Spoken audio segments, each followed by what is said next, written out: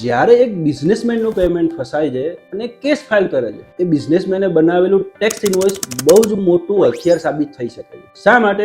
કારણ કે normal trade પ્રેક્ટિસમાં સેલર અને બાયર લીગલ એગ્રીમેન્ટમાં એન્ટર થતા જ નથી હોતા. તો ટેક્સ ઇન્વોઇસ એક માત્ર એવું ડોક્યુમેન્ટ છે કે જેના આધારે ટર્મ્સ એન્ડ કન્ડિશન નક્કી કરી શકાય. તમારે ટેક્સ ઇન્વોઇસમાં મેક્સિમમ ડિટેલ લખવી જરૂરી છે, જેવી કે પરચેઝ ઓર્ડર નંબર અને ડેટ. જો પરચેઝ ઓર્ડર વર્બલી આપેલો છે તો વર્બલી કયા વ્યક્તિથી તમને મળેલો છે અને એની ડેટ, માલ કેટલા દિવસની બાકીમાં આપેલો છે. ફોર એક્ઝામ્પલ 15 દિવસની ટર્મ્સ ઉપર, 45 દિવસની ક્રેડિટ ઉપર. જો પેમેન્ટ 45 દિવસ કે 30 દિવસમાં નહીં આવે તો કેટલા ટકા ઇન્ટરેસ્ટ લાગશે.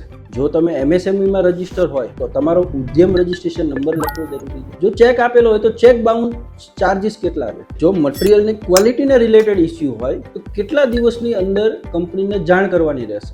ગેરંટી વોરંટીની ટર્મ્સ એન્ડ કન્ડિશન શું રહેશે. આવી બધી નાની નાની બાબત તમારે ટેક્સ ઇન્વોઇસમાં લખવી એડવાઇઝેબલ હોય છે, કારણ કે એ જ એકમાત્ર એવું ડોક્યુમેન્ટ છે કે જેના આધારે તમારી ટર્મ્સ એન્ડ કન્ડિશન નક્કી થઈ શકે, કે જેના આધારે તમે કેસ જીતવા માટે આર્ગ્યુ કરી શકો છો. નેક્સ્ટ ટાઈમ તમે ચેક કરો કે તમારી ટેક્સ ઇન્વોઇસમાં આટલી કન્ડિશન લખેલી છે કે નથી લખેલી. વધારે માહિતી માટે અમારી ઓફિસનો કોન્ટેક્ટ કરી શકો છો. Thank you. Signing off Jigar માલવનિયા.